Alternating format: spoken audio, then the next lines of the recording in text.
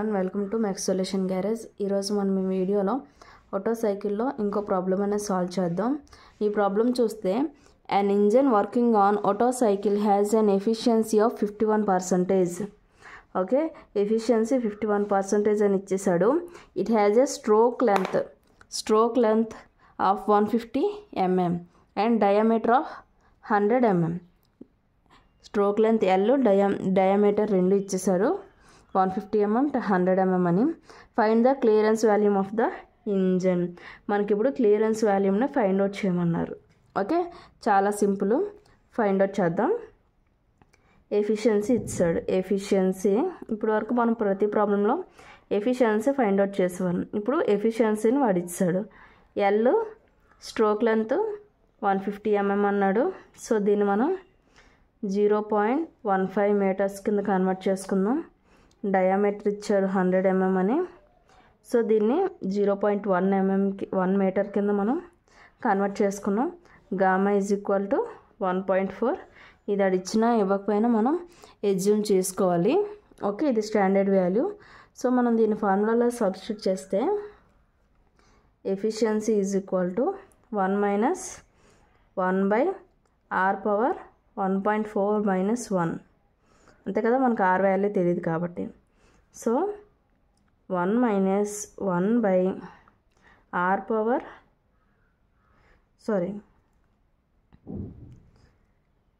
Gamma minus 1 కదా, దీంట్లో gamma ప్లస్లో 1.4 పెట్టుకున్నాం. ఈజ్ ఈక్వల్ టు 0.51 కదా అని అర్థం. 51% అంటే 51/100 ఈజ్ ఈక్వల్ టు 0.51 కదా, ఇది మనకి ఇచ్చినట్టు. సో మనకి ఇది 1.4 మైనస్ 1 అంటే 0.4 అవుతుంది కదా.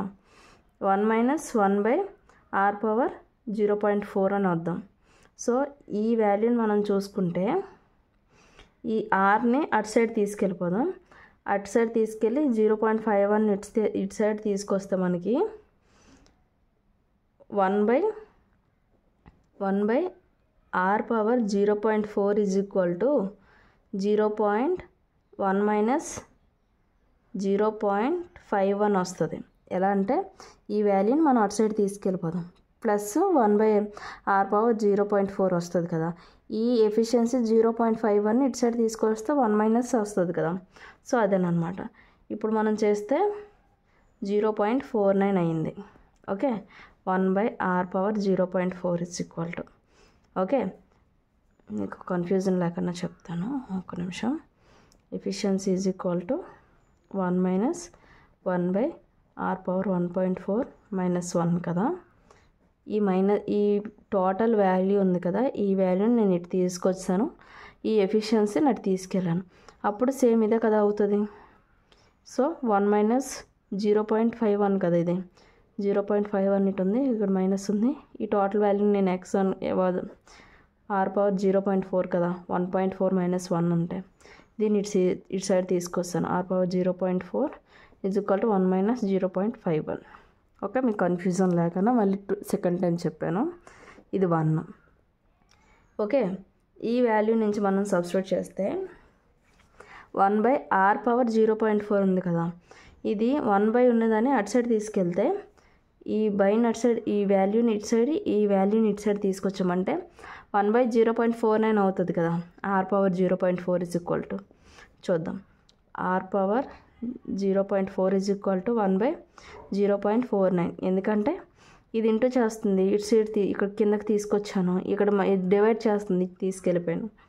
అప్పుడు మనకి 1/0.49 ఈజ్ ఈక్వల్ టు మనకి క్యాషియోలో కాల్కులేట్ చేస్తే 2.04 అనేది వస్తుంది.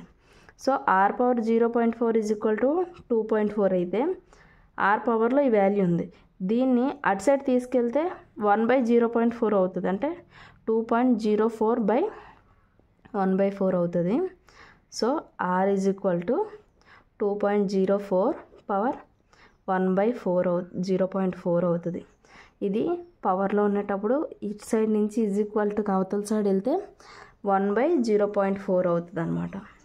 సో ఈ 1/0.4ని మనం క్యాషియోలో కాల్కులేట్ చేస్తే 5.94 అనమాట. సో మనకు r ఈజ్ ఈక్వల్ టు 5.94 వచ్చింది. ఓకే,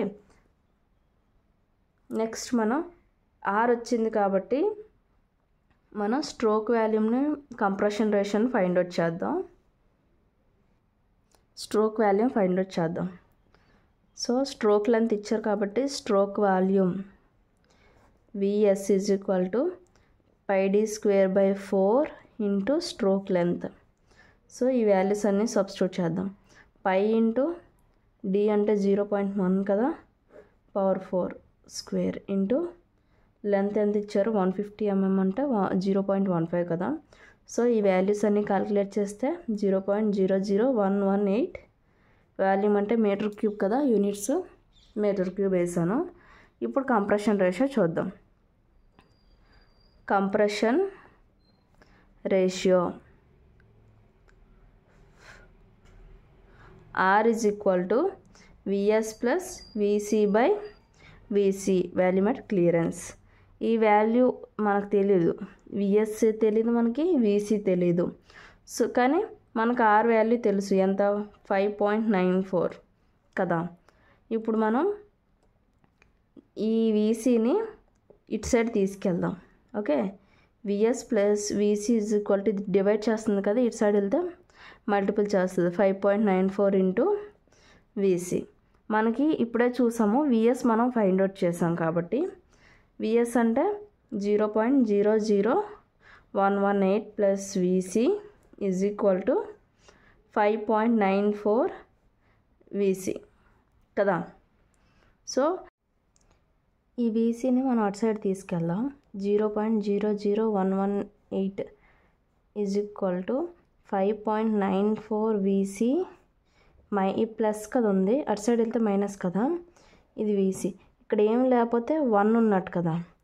5.94 VCలో నుంచి 1 VC తీస్తే ఎంత ఉంటుంది, 4.94 VCఏ కదా ఉంటుంది, అంతే అనమాట.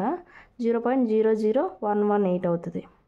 సో ఈ 0.00118 ఇటు ఉంది, ఈ 4.94 అనేది ఇక్కడ VCతో మల్టిపుల్ చేస్తుంది కదా, ఇటు సైడ్ తీసుకొస్తాను, డివైడ్ చేస్తుంది కదా.